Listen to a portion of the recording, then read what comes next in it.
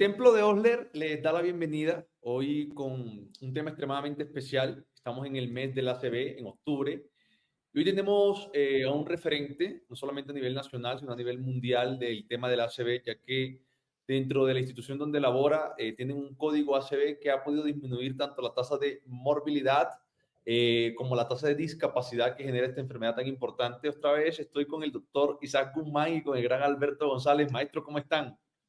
¿Qué más, Rowdy? ¿Cómo estás? Excelente, Bien, bien, excelente, hombre, Alberto. Rowdy. Bueno, hoy es un día Contento, interesante contento y con retomar el capítulo. perfecto. Como al ACV hay que correrle, es un tema que tiene muchos puntos interesantes. Vamos a comenzar. El invitado de hoy es el doctor Claudio Jiménez. Es neurólogo, neurofisiólogo, director del grupo de ACV, de neuroinfecciones también del Hospital Simón Bolívar. Y tienen un grupo bien interesante en donde han tomado una data o una epidemiología que nos permite a nosotros tomar conductas con base a una evidencia científica. Claudio, bienvenido. Hola Raúl, gracias por la invitación a ti, a Isaac y Alberto. Un placer conocerlos online, después nos conoceremos en vivo. Ok, ok. Bueno, hoy vamos a hablar del ACV. Estamos en el mes del ACV y yo quiero comenzar con la primera pregunta porque es importante tener conocimiento para nosotros, los internistas y para los clínicos en ACV, Claudio. ¿Cuál es la importancia clínica? Ok, en el detrás de cámaras me decías respuestas cortas, pero haces preguntas complejas. Entonces, no esperes un minuto de respuesta. El ataque cerebrovascular, de hecho, la enfermedad cerebrovascular es el lugar en el que convergen de manera precisa la neurología y la medicina interna. Okay. De hecho, los neurólogos que son neurólogos vasculares necesariamente tienen que saber tener o un enorme conocimiento de ciertas cosas de medicina interna o una excelente relación con los internistas, que es lo que yo hago. Si yo me dedico a llevármela bien con los internistas porque pues un enorme conocimiento de estas cosas no tengo. Las razones son las siguientes, Raúl. Una, el ACV es la segunda causa de muerte en el mundo, solo superada por el infarto agudo del miocardio. Dos, el ACV es la principal causa de discapacidad en personas en edad productiva. De cada 4 personas en edad productiva, es decir, entre los 18 y los 65 años más o menos, una persona va a sufrir un ataque cerebrovascular en algún momento de su vida. Así que cuando a mí me preguntan cuál es el problema del ACV, en realidad siempre digo que el problema del ACV es que es una enfermedad que tiene un impacto directo en la estructura económica y en la dinámica social de las comunidades, de los estados. Una persona sufre un ACV y o muere o sobrevive con discapacidad, lo que significa que va a costar para él, va a costar para la familia, va a costar para la nación rehabilitación, no trabajar más, no impuestos, el hijo que iba a ir a la universidad ya no va porque el papá que trabajaba no puede seguir trabajando, la mamá que tenía una función se tiene que quedar en la casa cuidándolo. Entonces, hay incluso estudios que muestran que las personas que sufren un ACV, cuando comparadas con las personas que sufren un infarto del miocardio, son más infelices, sufren más depresión. Pues evidentemente, una persona sufre un infarto del miocardio, digamos que logre recuperarse bien, pero puede, con cualquier restricción, pero puede caminar, puede hablar, tiene cierta independencia. Una persona sufre una ACV y ahora lo tienen que bañar, le tienen que dar la comida, su vida sufre un cambio dramático. Okay. Creo que esas serían las razones por las que tenemos que saber de ACV. La mortalidad por... Mira, yo le tengo una pregunta referida a lo que mencionó inicialmente.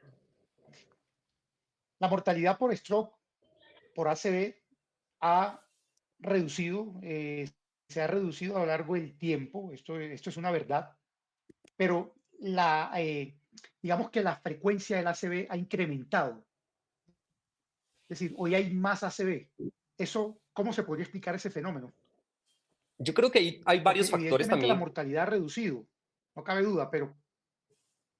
La mortalidad ha reducido porque tenemos tratamientos más eficientes. Bueno, hay dos en la fase hiperaguda del ataque cerebrovascular. Uno es la trombólisis endovenosa, que hoy en día la podemos hacer con RTPA o TNK, con tenecteplase, no importa, el uso de medicamentos endovenosos para trombólisis. Y luego está la trombectomía mecánica, que es una de las terapias más eficientes del mundo. Es decir, el número necesario a tratar de la trombectomía mecánica es una cosa ridícula, es 2 pacientes, es decir, de cada 2 personas que tratas, una va a mejorar.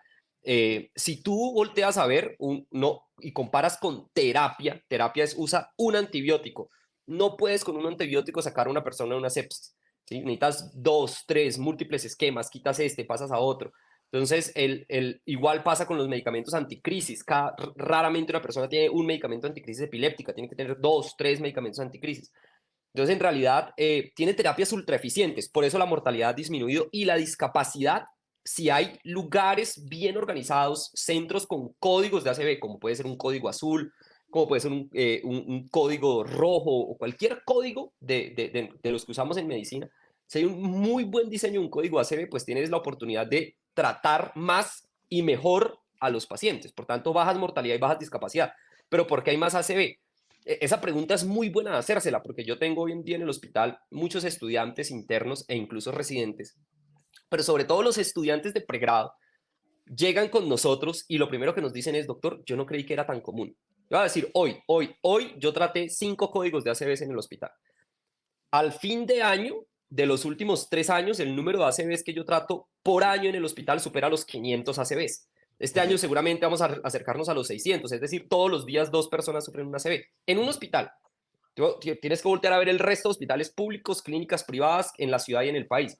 Entonces, en realidad, el número posiblemente ha aumentado por razones como lo reconocemos mejor, el médico está siendo más entrenado para decir esto puede ser un ACV y que el código diagnóstico sí termine siendo ACV y que engrose las estadísticas de un ACV.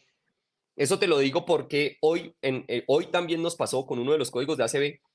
Uno de los internos de la unidad de emergencia se me acerca y me dice, doctor Claudio, es que nos acaba de llegar una paciente que ingresó en una crisis hipertensiva con órgano blanco cerebro, pero le estábamos bajando la presión, pero está hablando muy enredado. Entonces yo le decía, ese concepto tienes que sacarlo de tu cabeza. La crisis hipertensiva con órgano blanco cerebro se llama ACV.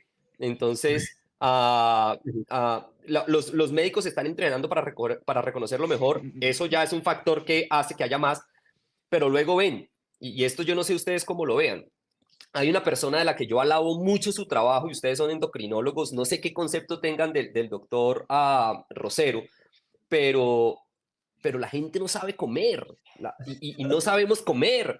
Y entonces los factores de riesgo están disparados por todo lado, hipertensos, diabéticos, dislipidémicos, hipotiroideos, y todos se toman el yogur de la cajita y todos se comen el chocorramo y todos se comen el paquete light o correcto que viene embolsado y que tiene 1000 preservantes. Entonces vemos muchísima gente joven. Yo te voy a decir esto, el paciente más joven que yo he tratado por una ACV sin reperfundir tenía 10 años. El paciente más joven que yo he tratado por una ACV con reperfusión tenía 16 años. Es decir, que lo llevamos a trombólisis y que afortunadamente le fue espectacular. Mucho joven obeso, mucho joven hipertenso. Y luego está yo no sé cómo le digan ustedes los endocrinos y los internistas, pero está el flaco que está comiendo mal, entonces que está flaco y dice, bueno, mi metabolismo es así, yo no engordo, pero se llena de papitas, se llena de Coca-Cola, e infelizmente su fenotipo o cualquier condición genética lo hace parecer bien, pero está mal, está lleno de ateroma, está lleno de un montón de problemas. Ok. Entonces yo creo que esas son algunas de las razones por las que seguimos viendo mucho más, lo reconocemos más, pero sin duda la prevención primaria no está funcionando. Okay. Ajá, profe Isa, cuéntenos. Yo no sé. Cuenta. ¿Qué? Es un tema, como dice el doctor, en que converge la medicina interna y converge la neurología. Hace un tiempo los neurólogos eran internistas, ¿no? Ahora ha crecido tanto el conocimiento nuestro de enfermedades neurológicas que definitivamente ha sido una especialidad que ha tenido que abrirse y es muy compleja. Muchas gracias por su compañía, doctor Claudio. Ese es un tema muy importante porque no en todo lado tenemos un neurólogo que nos ayuda a trombolizar. Yo no sé yo creo que una gran parte de nuestra población no tiene a la mano inmediatamente un neurólogo, sobre todo en estas condiciones tan agudas.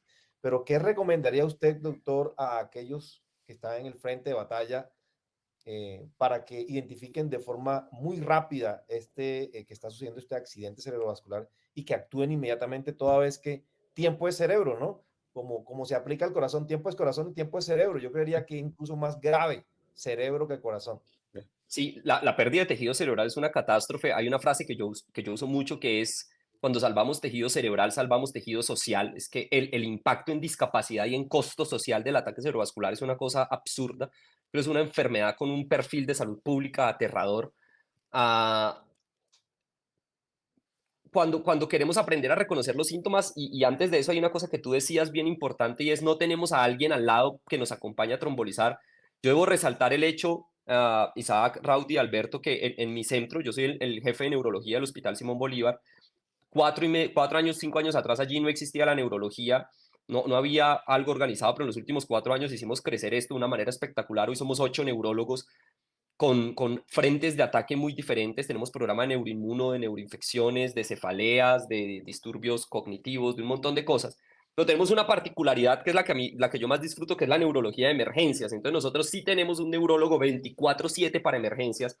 De hecho, tenemos un neurólogo durante todo el día de 7 a 7 en emergencias. Es decir, yo suelo decir, es uno de los pocos, tal vez el único hospital público al que usted llega a emergencias y hay un neurólogo en la unidad de emergencias esperando para recibirlo. Acompañamos todos los códigos de AQCB, acompañamos todos los episodios de crisis en emergencia o estatus. Hay que tener en cuenta que es un hospital escuela, pero es un hospital de un enorme volumen de consulta. Como les decía, hoy fueron 5 códigos de ACB y a veces el escenario clínico es ridículamente complejo.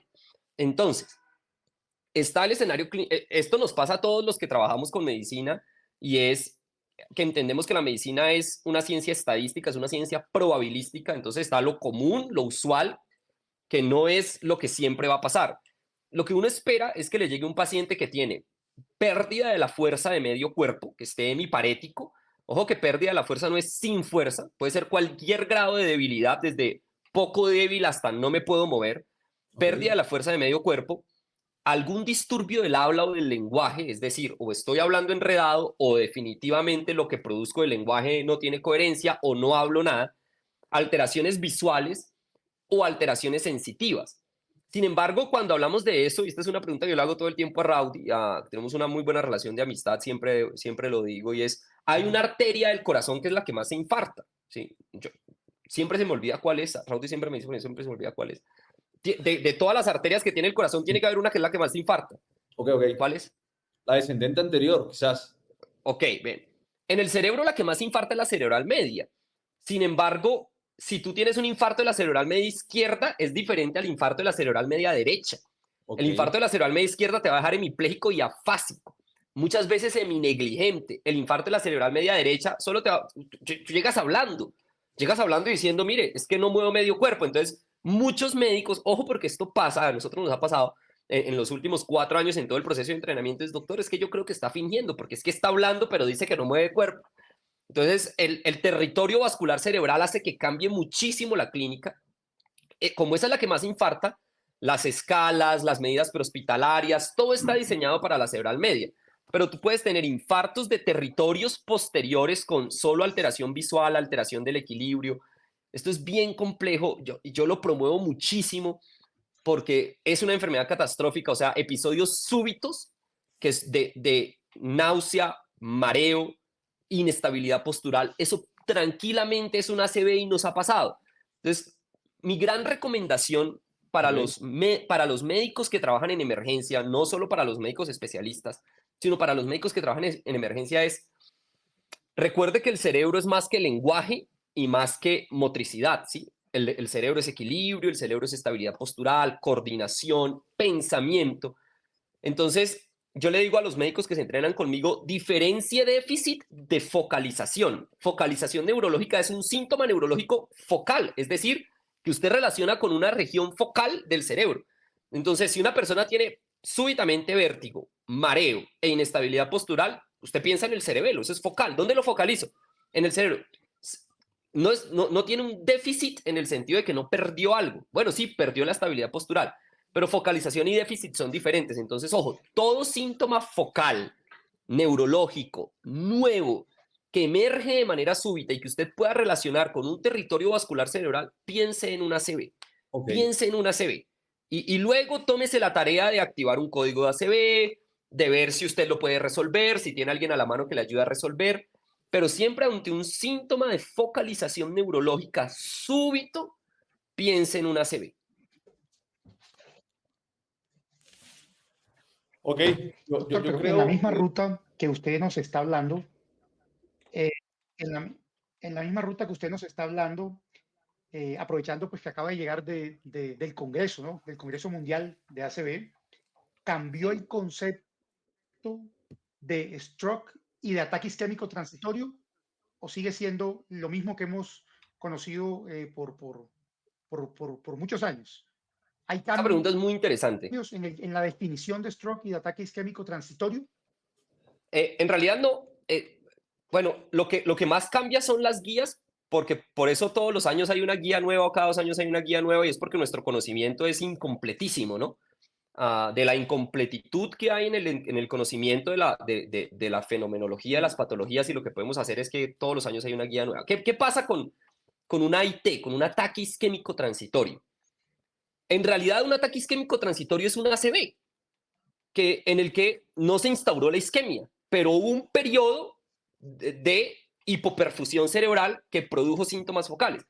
La gran pregunta, esto es muy importante, Alberto, se los voy a explicar de esta manera. A una persona no le da una ACV, a una persona le está dando una ACV.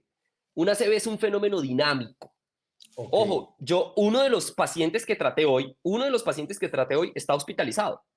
Ese paciente llegó hace poco más o menos una semana por una ACV. Y cuando le hicimos los estudios, que nosotros hacemos siempre angiotomografía de cuello, de vasos cervicales y de cráneo, el paciente tenía una ateromatosis con estenosis de la basilar y de la cerebral media derecha. En ese momento llegó con síntomas de territorio posterior y de hecho tenía un infarto en el cerebelo del lado derecho. Lo dejamos doblemente antiagregado, con ticagrelor, con ASA, un escenario clínico mega complejo, renal crónico, creatinina de 3, todas las complicaciones que ustedes se puedan imaginar, pasa para la UCI neurológica. Nosotros en el Simón Bolívar tenemos que se convirtió en la primera UCI neurológica, creo que sigue siendo la única pública del país. Tenemos 10 camas que nosotros mismos administramos. Pasa a piso y hoy se deteriora de nuevo. Cuando lo vuelvo y lo paso y lo llevo a resonancia, este paciente que tiene nuevos síntomas focales, hemiparético derecho, hemiparético izquierdo, una disartria gravísima, tenía un NIHS de 2, 3 días atrás tenía un NIHS de 2, hoy en la mañana tenía un NIHS de 2 y de pronto hacia las 11 de la mañana el NIHS se vuelve 15. Entonces, el ACV es un fenómeno dinámico. Recuerden que por eso existe el concepto de core, núcleo y penumbra. ¿Por qué existe el concepto de núcleo y penumbra? Porque hay un área que se infartó y hay un área que se va a terminar de infartar. Okay. La pregunta muy importante aquí es ¿cuándo se va a terminar de infartar?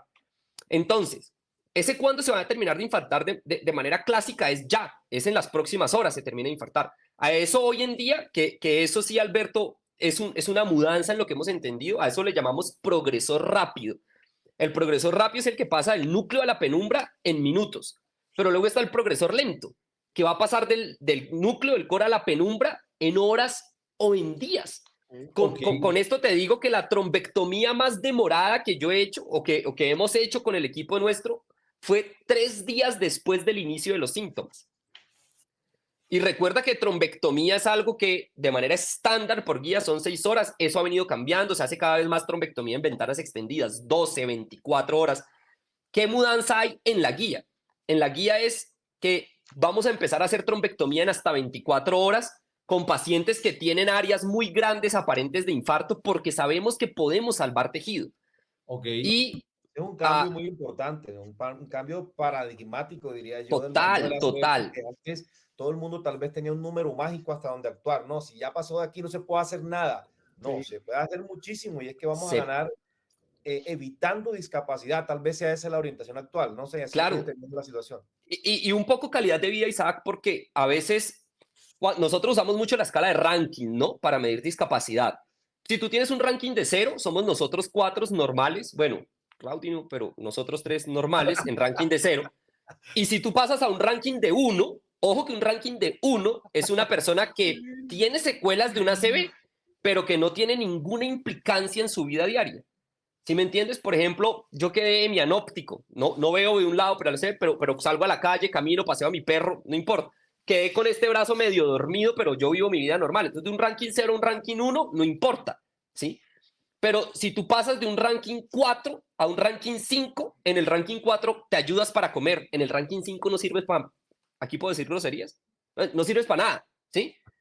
Entonces, yo suelo decirle mucho este es el concepto revolucionario. Pasar a un paciente que iba a quedar con un ranking 5 a un paciente que va a quedar con un ranking de 4 es mucho. O sea, que tú cambias un ranking de 5 a un 4 y ese man se va a ayudar para comer, se va a ayudar para vestir, puede ayudarse a salir de la cama. El de 5 no puede hacer nada. Y ojo, tengan esto muy en cuenta, colegas internistas, y endocrinos, nunca medimos la eficiencia de la terapia de reperfusión en ACV al final de la terapia de reperfusión. Que esto es algo que pasa todo el tiempo. Usted pone el trombolítico y una hora después el paciente no mejoró y usted dice trombólisis fallida. O usted hace la trombectomía y cuando el paciente salió de la trombectomía y salió de la anestesia, no está perfecto y dice trombectomía fallida. Recuerden que, esto es súper importante, todos los estudios hechos en ACV, el outcome, el principal resultado se mide a 90 días. Es decir, usted va a ver el impacto de la terapia que hizo 90 días, 3 meses después. Muchos pacientes mejoran de inmediato, pero el que no mejoró de inmediato, no se preocupe, téngalo ahí, que a los 3 meses tal vez esté mejor. Entonces, grandes cambios. La terapia de reperfusión se está ampliando en horas. Hoy en día hacemos trombólisis en ventanas extendidas. Nosotros mismos en el Simón Bolívar tenemos imágenes de perfusión que no usamos porque pasamos pacientes a trombólisis solo con tomografía y angiotomografía en hasta 12 horas. Eso necesita un grupo de expertos, ¿sí? Llevamos pacientes a trombectomía el doble de tiempo, el doble. El triple, porque eran 4 horas y media. Ahora son, 4.5. Nosotros llevamos pacientes en ventana extendida, tranquilamente hemos trombolizado gente con 8, 12 horas de síntomas y la trombectomía se está yendo de tiempo y esa idea de que cuánto me voy a demorar en alcanzar el volumen total de infarto no es ya. En muchos es ya, por eso siga actuando rápido. Pero si su paciente le llegó a las 12 horas de síntomas, no crea que no puede tratarlo. Y aquí, con lo que preguntabas de AIT, en realidad el problema con el AIT es que es un ataque cerebrovascular. Es un ataque cerebrovascular en el que la isquemia no se instauró. Solo que, ojo, la única forma que tienes de saber que un paciente hizo un AIT es con una resonancia. Con una resonancia en la que demuestres que de hecho no hubo isquemia que se ve en la secuencia de difusión. ¿Por qué? Porque hay un concepto que se llama ACV menor con síntomas transitorios. Es decir, el paciente hizo un ACV y los síntomas desaparecieron. Y tú ves la tomografía y es normal y tú dices, no, pues fue una AIT. Pero si a ese mismo paciente lo metes a una resonancia, era un infarto. Un infarto pequeño que produjo síntomas y que se resolvió. ¿Por qué es importante abordar el AIT y el ACV menor? Ya Raudy está haciendo cara. Yo les dije que No, yo estoy sorprendido porque yo te iba a repetir la pregunta y te iba a preguntar, ay, el AIT. No. ¿Por qué es importantísimo? Porque es importantísimo. Por ejemplo, sí, bueno, Raudy ya nunca va a estar en una unidad de emergencias, tal vez Isaac no sé si Alberto todavía, pero tú estás en una unidad de emergencia o los colegas que estén en una unidad de emergencia y les llega un AIT. Esto ha pasado, esto me ha pasado. Les voy a contar un caso de la vida real, así corintellado. Una mujer de 42 años llega a un hospital en Guaduas, en Dinamarca. Síntomas transitorios, le dan alta. 24 horas después vuelve hemipléjica y terminan mandándomela a mí al Simón Bolívar. Entonces, ojo, una persona no tiene una ACV, le está dando una ACV. Y además el ACV recurre. ¿Cuándo va a recurrir? Entonces sabemos que el peor periodo de recurrencia son las primeras 72 horas y depende de.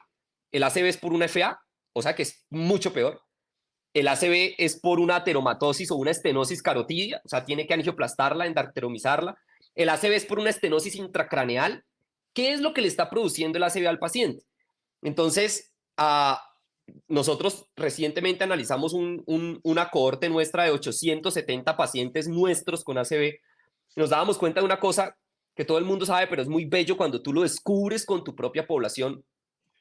Obviamente que tener FA fibrilación auricular es un riesgo para hacer un ACV, ¿no? Pero ojo, cuando tienes un ACV y llegas en FA, o sea, tienes un ACV y en ese momento estás en ritmo de FA, la letalidad es 2.6 veces mayor que el resto. O sea que sufrir un ACV y estar con una FA significa que tu chance de morir se acaba de aumentar 2.6 veces en relación a los que no están en FA. Entonces, ¿qué hacemos nosotros? Todo AIT lo internamos, no usamos score ABCD2, no lo usamos porque no tiene validez, en realidad no tiene mayor poder. Todo AIT es grave. Y la pregunta es, ¿por qué le dio el AIT? ¿Sí? Entonces, tú le haces, muchos le hacen la tomografía no es normal, fue una AIT alta con ASA. Y luego si le hubieran hecho la angiotomografía, se hubieran dado cuenta que el paciente tiene estenosada la cerebral media derecha y que ya se le va a cerrar y se le cerró al otro día y pues se jodió y no necesitaba ASA sino aciclopidogrel. Todo esto. ¿Listo? Ok. Ok, Clau, yo creo que el tema está bien interesante. Claudio es, digamos, él luego de haber hecho neurofisiología, que era lo que le apasionaba, cayó en el mundo, se sumergió en el mundo de la enfermedad vascular neurológica. Creo que es un mundo bien interesante. Estamos hablando de eventos isquémicos. Realmente hay un episodio aparte que es el ataque cerebrovascular hemorrágico. Ellos pueden hacer el abordaje inicial, pero pues claramente es llevado generalmente por el neurocirujano. Depende. En donde, bueno, ellos toman su conducta.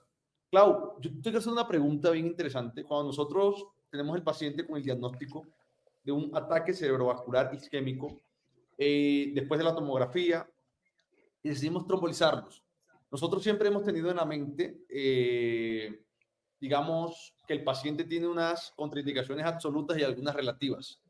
¿Realmente son totalmente absolutas? ¿La edad? ¿O qué concepto merece eso como clínico o como experto en ACV? Ok, eso hay una forma de responderlo rápido en una frase y es, el ACV, el tratamiento en el ACV no está diseñado para que la gente no muera o para que la gente quede bien. El tratamiento en ACV está diseñado para que la gente quede mejor. Ojo, muchos no van a quedar bien. Quedar bien es algo que en nuestra estadística de todos los pacientes que tratamos por un ACV, entre el 16 y el 20% quedan con un ranking de 0, o sea, como si nada. Pero significa que alrededor del 80 u 85% van a tener alguna discapacidad. O sea, cuando tratas a un paciente por un ACV, Raúl, no lo tratas para que quede bien, lo tratas para que quede mejor. Si partes de ahí, esto yo se lo digo a mis estudiantes todo el tiempo y es cuando usted trata por un ACV a una persona de 90 años, usted no le está disminuyendo la mortalidad. ¿Cuál es la expectativa de vida en Colombia? ¿Cuál es la vida? 70 años. A los 90 el tipo lleva 20 años extra, ¿me entiende? O sea, 20 navidades ganadas. Entonces, el problema es que si tú no lo tratas, posiblemente va a sobrevivir, porque es que en realidad la mortalidad directa asociada al ACV es de alrededor del 20%. Si tú no lo tratas, va a vivir discapacitado el año que le queda. Pero si tú lo tratas, igual, puede ser que muera, pero si todo sale bien, va a sobrevivir con menos discapacidad. Entonces, en ese momento tú no intervienes expectativa de vida a los 90 años. A los 90 años tú intervienes calidad de vida, lo que le queda, ese año que le queda, pues que el paciente pueda tener una cierta forma de dignidad. Y aquí hay un tema, para mí el más especial en esos pacientes de más de 80 años, la deglución. ¿Por qué? Muchos pacientes sufren un ACV y el problema más catastrófico en medio de lo que todo es una catástrofe suele ser que terminan con gastrostomía, ¿sí? Y la gente se queja mucho, esto ya es experiencia personal, la peor sensación de que mi vida se acabó es que no puedo comer, ¿sí? Entonces, yo suelo decirle a mis estudiantes, mire, este paciente que tiene 85 años y que vamos a tratar o que tratamos, va a salir deglutiendo, no necesita una gastrostomía. Es decir, si va a vivir un año más, se va a comer la papita que quería, se va a comer el chocorramo, todo lo que el profesor Rosero dice que no comamos, pero a él le gusta, a los 85 se lo va a comer, ¿sí? Okay.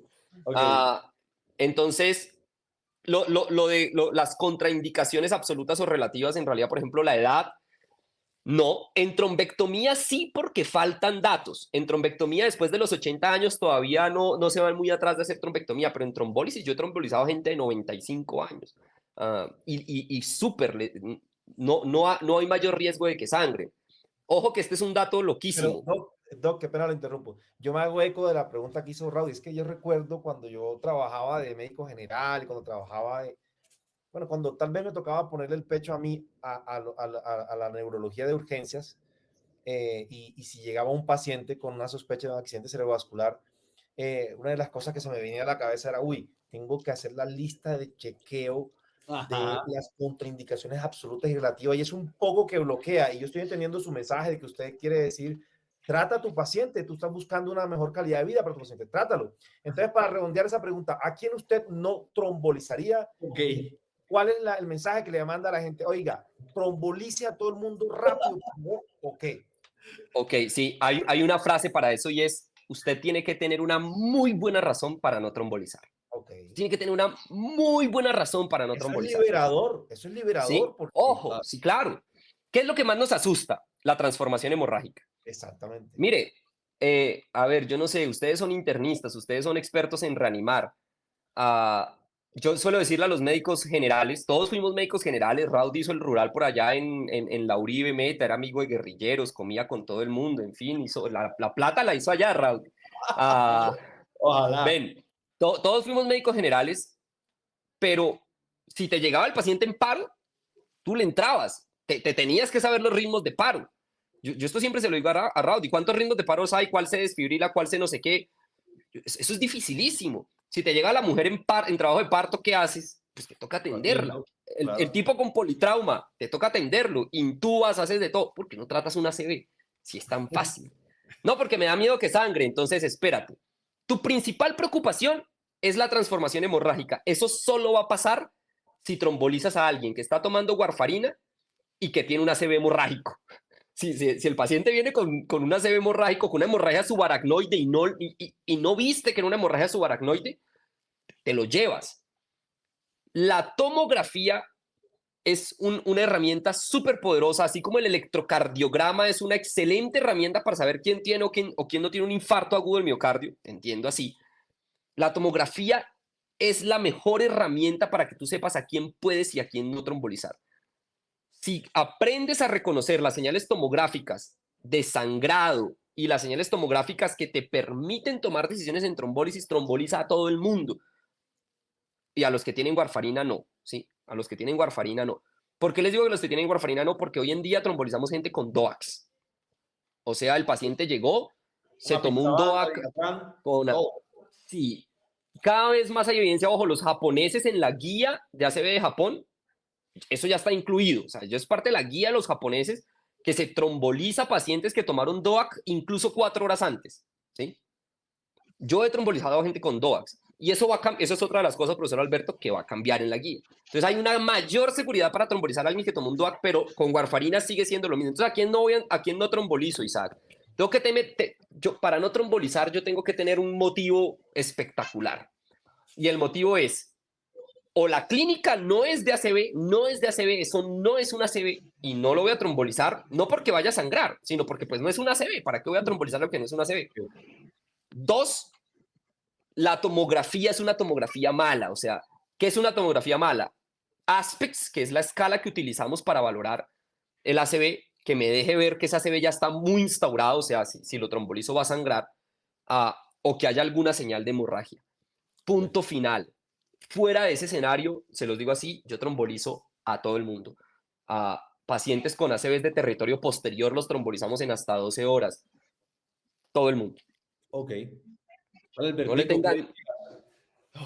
potente la trombolisis ahora. Doctor, en la ruta que usted está mencionando, me gusta que haya mencionado el tema de las imágenes.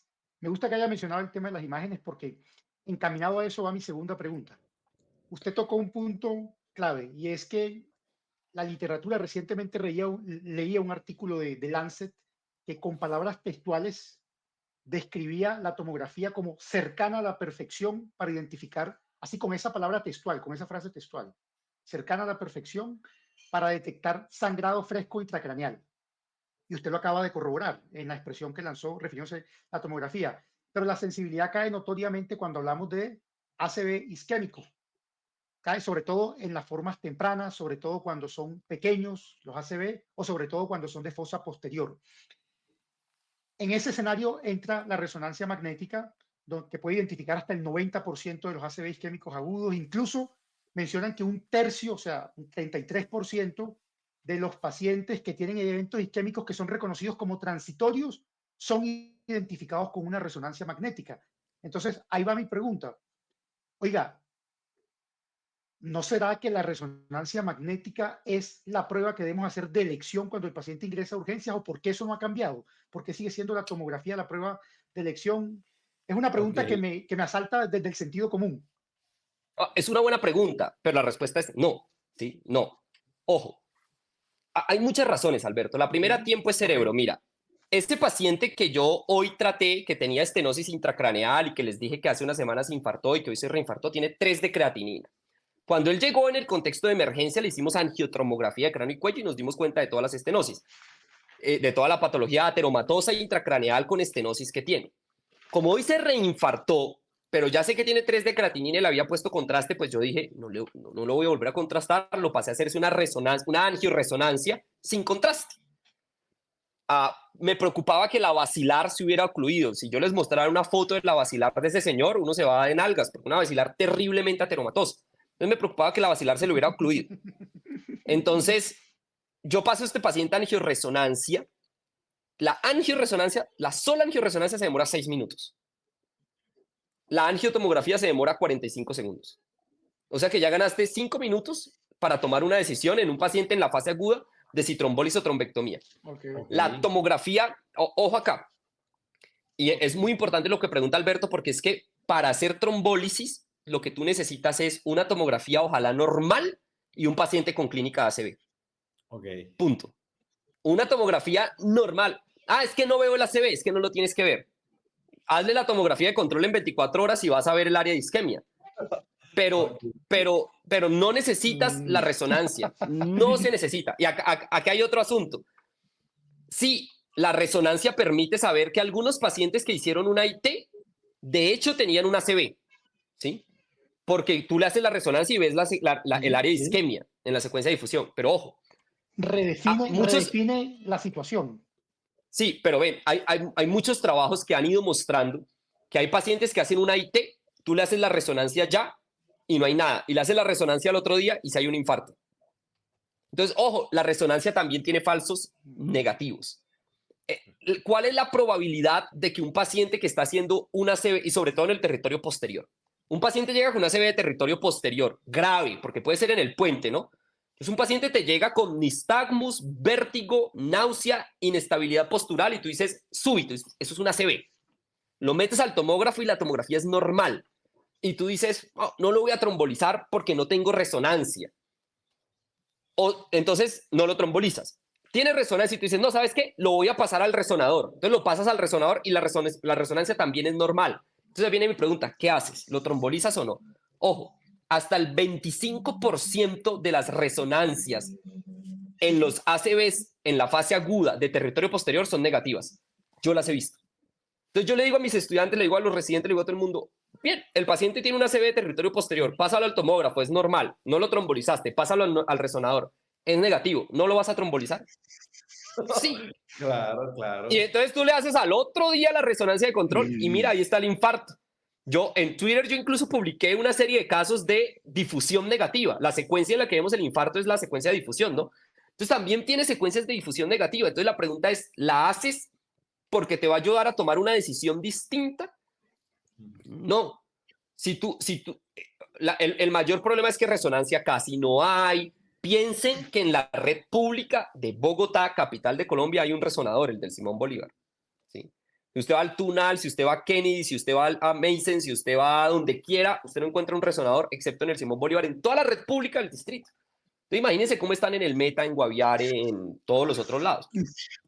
Y resulta, y al margen incluso de que exista el resonador, la lectura, ¿no? O sea, tener la ¿Quién se la va a interpretar? Por ejemplo, de leer la difusión, que es una cosa que hace un tiempo ha estado de moda para evaluar el comportamiento de la difusión en los diferentes tipos. Entonces, esto es tan importante que, ojo, en los mismos journals, de hecho, hay un montón de estudios que nos dicen hoy, usted debe tomar decisiones de trombólisis, de trombectomía en ventana extendida con una tomografía y una angiotomografía.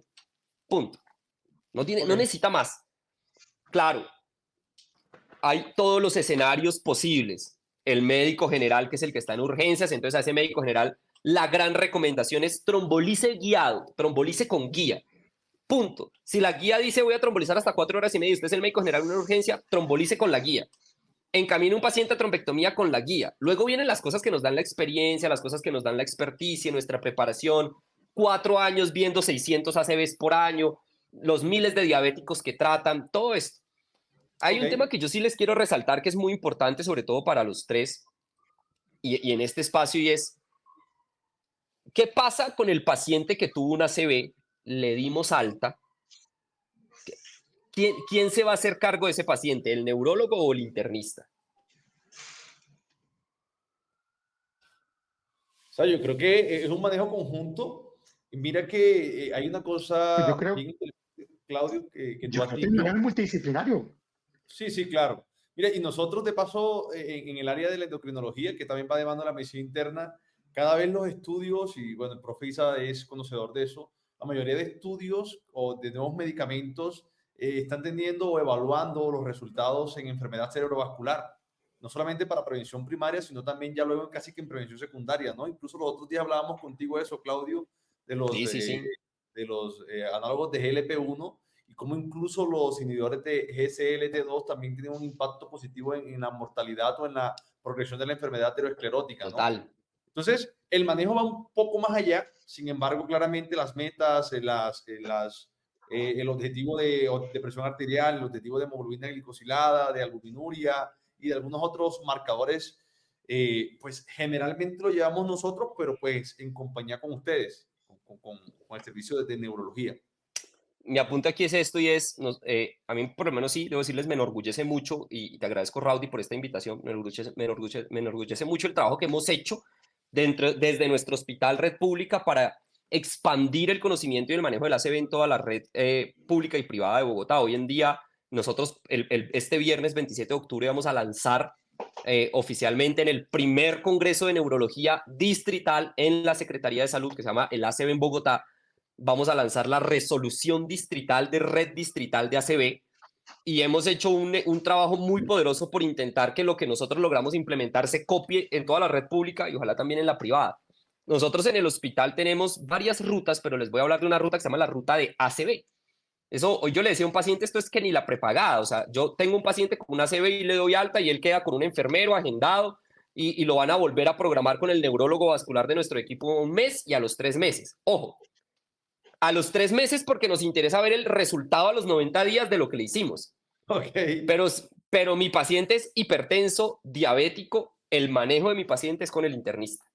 Ok. Yo tengo una visión, Isaac lo decía, en el pasado el neurólogo era internista, es muy difícil hoy, es muy difícil porque la neurología es brutalmente vasta. Yo suelo decirle a mis colegas, si yo me dedicara a aprender todo lo que debería saber de hipertensión y diabetes, me encantaría, pero pues, puta, la ACV va a un paso tan salvaje, las neuroinfecciones, la neuroinmunología, la neurogenética, que entonces o hago neurología y trabajo con internistas, o qué hago. Entonces, mi trabajo es crear equipo. Entonces, nosotros tenemos una ruta y en nuestra ruta el paciente debe estar con el internista. Después de los 3 meses, de hecho, sale de la ruta ACV y queda en la ruta cardiocerebrovascular y metabólica con el internista, el familiarista. ¿Por qué?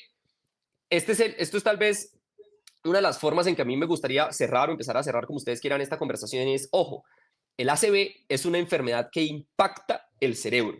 Sí, pero el enfermo es el corazón o los vasos arteriales. ¿Ok? El cerebro sufre el resultado de una enfermedad cardiovascular. ¿Por qué le dio una ACV? Porque tiene FA. ¿Por qué le dio una ACV? Porque tiene una estenosis carotidia. ¿Por qué le dio una ACV? Porque tiene una ateromatosis con estenosis intracraneal. ¿Por qué le dio una ACV? Porque es dislipidémico, porque es diabético. Entonces, es una enfermedad que tiene un impacto en el funcionamiento y en la estructura neuronal, pero el enfermo, el origen de todo esto es el sistema cardiovascular y metabólico. Entonces, preguntas que yo me hago. ¿Cuánto tenemos que saber de diabetes los neurólogos? Isaac, Raudy, Alberto, tienen que hacernos una charla de diabetes para el neurólogo. Yo con Raudy lo hablamos. Si tú quieres disminuir, el mejor ACV es el que no pasa. El mejor ACV es el que no pasa. O sea que tú deberías coger al diabético y evitar que le dé un ACV. Si medicamentos como los GLP-1, GSLT2 están demostrando tal impacto en reducir el riesgo de ACV, ¿por qué no los usamos? ¿Cómo logro optimizar el control del hipertenso antes de que le dé un ACV? Y ojo, ustedes saben que hay pacientes que están caminando por la calle que nunca han tenido nada y ya tienen hipoquinesias en el corazón, ¿no? Bueno, hay pacientes que están caminando por la calle y nunca han tenido nada o no se han dado cuenta y ya han sufrido ACVs. Un concepto que se llama el ACV silencioso, el silent stroke.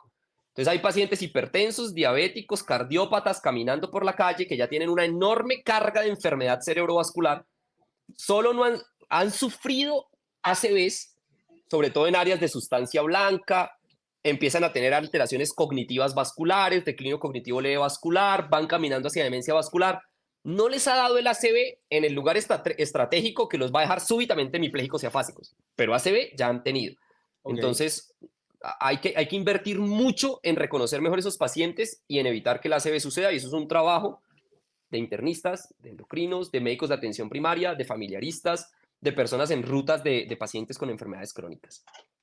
Oye, Claudio, nada, yo les decía ahorita, Alberto, que cuando uno le da la palabra, el hombre se extiende, pero nada, muy interesante todo. Te queremos agradecer de parte de todo el equipo del Templo de Osler. No sé si el doctor Isaac o el doctor Alberto tengan algo más por decir, pero nada, básicamente agradecerte por estos puntos tan interesantes sobre el ACV. Profe Isaac, ¿qué? No, yo tengo como unas 18 preguntas en mi cabeza en este momento, pero no nos alcanzaría el tiempo. No nos alcanzaría el tiempo para eso, pero bueno, le voy a decir la última pregunta. Le voy a manifestar al doctor mi última inquietud respecto al tema, y si les parece, pues después de eso podemos cerrar si no hay más preguntas. Vale. Y es un día a día para nosotros los internistas que negociamos con los neurólogos. Es el tema de la anticoagulación post ACV isquémico, post evento cerebrovascular hemorrágico en el paciente que tiene la plena indicación de anticoagular. Por ejemplo, una fibrilación auricular. Entonces, en el evento isquémico, comencemos por ahí. Concretamente, doctor, ¿cuándo ve usted seguro iniciar anticoagulación? Alberto, lo primero es que no hay concretamente. ¿Sí? Si tú volteas a ver las reglas que se han diseñado, es algo que un tipo se inventó, literal, es así. Un tipo no tiene estudios grandes, no tiene ensayos randomizados, no tiene nada. Es una regla, es como si nosotros cuatro dijéramos, hoy vamos a inventarnos una regla, y la publicamos y sale. En realidad ese es el producto de la famosa regla 4.12 no sé qué. Ahora hay una regla que es el 3.6 no sé qué. Nosotros lo hacemos diferente. Si tú me preguntas, cuando hablas de FA, eso es todo un capítulo. Ahora hay un área emergente de la neurología que se llama la neurocardiología. Sabes que hay FAs que surgen por el ACV, entonces se llaman AFDAS, que es fibrilación atrial después de un ACV. ¿La anticoagulas? ¿Sí? Tiene todo un lío. Es una parte fascinante para conversar. Mi gran ventaja es que con el equipo de internistas del hospital soy súper llave, o sea, creamos equipo, me encanta que conversemos y tomemos decisiones, pero ojo, anticoagulación después de una ACV, yo la inicio incluso 2 días después. Depende del tamaño de la ACV, ¿sí? ¿Cuál es el área de la isquemia? ¿Sí? Entonces, áreas de isquemias que no superan 1/3 de un hemisferio, 2 días después están anticoaguladas. ¿Qué otros factores tiene el paciente para hacerme creer que va a sangrar? Entonces, les hacemos resonancia. Si el paciente tiene FA, solo porque tenga FA y sufrió una ACV, les hacemos resonancia. ¿Por qué? Porque quiero saber si tiene microsangrados. Si los puedo ver en la resonancia. Entonces, el hecho de que tenga microsangrados, el hecho de que tenga algo que llamamos siderosis superficial, me hace decir, si no tiene nada de eso, digo, anticoagula de una, que eso no va a pasar nada. Pero si el paciente tiene microhemorragias, esperamos una semana. Entonces, usamos esa otra herramienta. Pero de manera convencional, ACVs menores al otro día. ACVs menores son ACVs con NIHs de menos de 5. Al otro día está anticoagulado. ACVs con infartos que no superan 1/3 del hemisferio que se infartó, 2 días después están anticoagulados. Y te voy a decir una cosa, nunca he tenido problema. Nunca. En el ACV hemorrágico es distinto porque te tienes que hacer la pregunta, ¿la hemorragia es de qué? La hemorragia es una hemorragia subaracnoide por un aneurisma roto. Si es una hemorragia hipertensiva, aquí viene un asunto bien importante. Si la hemorragia es hipertensiva, pues controle muy bien la presión arterial y tenga seguridad que no hay riesgo de expansión del hematoma. Hay algunas señales tomográficas que se pueden valorar en equipo, aprenderlas juntos. ¿Cuáles son las señales tomográficas que me hacen creer que ese hematoma se puede expandir? Si el hematoma se puede expandir, brother, no lo anticoagules en menos de 2 semanas. Si el hematoma no tiene riesgo de expandirse, la presión arterial está controlada, una semana después está anticoagulado. ¿Sí? Okay. Y luego, el último escenario es el ACV isquémico que hizo una transformación hemorrágica. ¿Sí? Si tienes un ACV isquémico que hizo una transformación hemorrágica, acá hay un asunto fisiopatológico muy clave, y es que recuerda que ese sangrado es porque hay un área de necrosis. No es porque haya un vaso roto, no es por nada, es porque hay un área de necrosis que sangró. Entonces, si el ACV tiene una transformación hemorrágica, hay unos tipos de transformación hemorrágica y según ese tipo de transformación hemorrágica tomamos la decisión. En las transformaciones hemorrágicas petequiales, 5 días después, máximo, ya está anticoagulado. Entonces, lo que te quiero decir es que yo personalmente en nuestro equipo con excelentes resultados jamás esperamos 2 semanas para anticoagular a alguien que sufrió una ACV y normalmente lo hacemos muy precozmente. Si el paciente tiene una indicación estricta de anticoagular, que en la mayoría de los escenarios es una FA. Profe Isa, ¿qué dice? No, espectacular. Nada, doctor Claudio, muchas gracias. Excelente. Ok. Aquí A podemos estar ustedes. hablando 6 horas. No, y es verdad, Alberto seguro tiene 18 preguntas, pero vamos a hacer una segunda parte, Claudio. Hay un tema que Me nos interesa parece. muchísimo platicar y seguramente va a ser demencias, cómo abordar al paciente con olvidos. Eso es muy frecuente dentro de la consulta y nada, te gustaría invitarte. Te agradecemos nuevamente a todo el equipo, profe Isa, profe Alberto, gracias nuevamente por hacer parte de esto. Y Claudio, unas palabras finales, hermano. Usted, no, mi palabra final es que lo que dijo Isaac me pareció muy, muy genial y fue que el neurólogo antes era internista, infelizmente hoy no tenemos cómo, pero este sí es un mensaje que yo todo el tiempo transmito. Mire, la medicina, yo siempre digo, el Dr. House es un personaje de ficción porque solo puede existir en la ficción, no existe en el mundo real. La medicina es tan terriblemente compleja, tan densa que necesita que hablemos. Necesita que hablemos. Yo le digo yo se los juro, yo estoy a veces pasando revista, yo paso revista con mi tablet, veo las imágenes en la tablet y llamo al internista que está y le digo, ven, mira, esta es la imagen del paciente del cerebro, creo esta cosa, le abro la del tórax, le digo, no sé nada, dime qué ves ahí. Y yo siempre digo, yo te puedo caer mal, pero en el hospital tenemos que hablar, porque no hay otra. Te puedo caer mal o tú me puedes caer mal, pero en el hospital tenemos que hablar. Entonces, ya no somos internistas, pero tenemos que ser equipo. Sí o sí tenemos que ser equipo. ¿Listo? Diego Clau, gracias nuevamente, profe Alberto. Nos vemos en una próxima, el Templo de Oller. Muchísimas gracias por la atención. Chao, Un chao. abrazo. Chao.